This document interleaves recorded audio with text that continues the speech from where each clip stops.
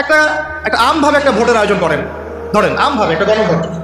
এখন এই মুহূর্তে এই পরিবর্তিত বাংলাদেশে যে তরুণ প্রজন্মকে আমরা গড়ার চেষ্টা করেছি বিগত 10 বছর থেকে, তাদের সংখ্যা মাশাআল্লাহ এখন লক্ষ লক্ষ না কোটি কোটি, তাই না মাশাআল্লাহ?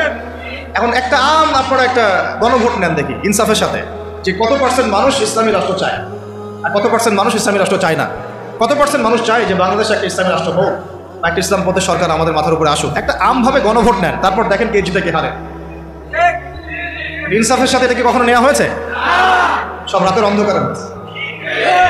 মানে তারাই বলেন যে ইসলাম ধর্মকে আবার রাষ্ট্রে আনার কি দরকার, সংবিধানে কেন আল্লাহর আইন আনতে হবে, এগুলো তো মৌলবাদী কথা হয়ে যায়, এগুলো তো চরমপন্থা হয়ে যায়, এগুলো তো সেকেলে কথা হয়ে যায়। এই যুগে কি এগুলো চলে? নাউজুবিল্লাহ মিন যালিক। বরং ধর্মকে আমরা জীবনের সব ক্ষেত্রে প্রতিষ্ঠা করতে চাই।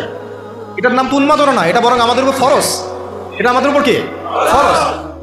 অথচ ইবাদত করতে আল্লাহ পাক বলেছেন জীবনের সমস্ত ক্ষেত্রেই আমার বিধান মেনে চলো।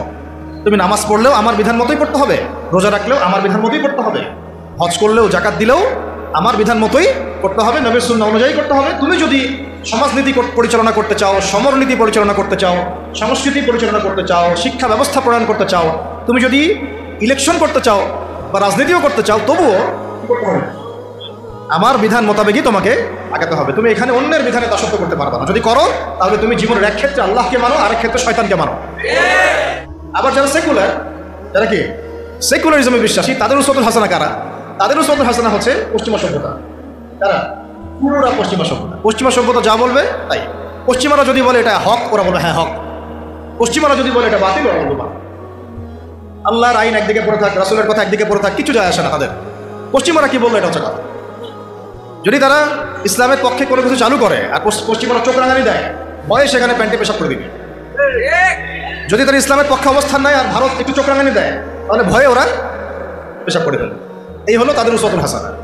তাদের উসওয়াতুল হাসানা হচ্ছে বিশ্বের পশ্চিমা এবং যত রাম বাম প্রগতিশীল পরাশক্তি, এগুলো ওদের উসওয়াতুল হাসানা। কিন্তু আমরা মুসলিম, আমাদের উসওয়াতুল হাসানা জীবনের সর্বক্ষেত্রেই একজন ব্যক্তি, তার নাম মুহাম্মদ সাল্লাল্লাহু আলাইহি ওয়াসাল্লাম। মূল জায়গাটা আলোচনা করলাম এই কারণে, আপনাদের বোঝার সুবিধার্থে।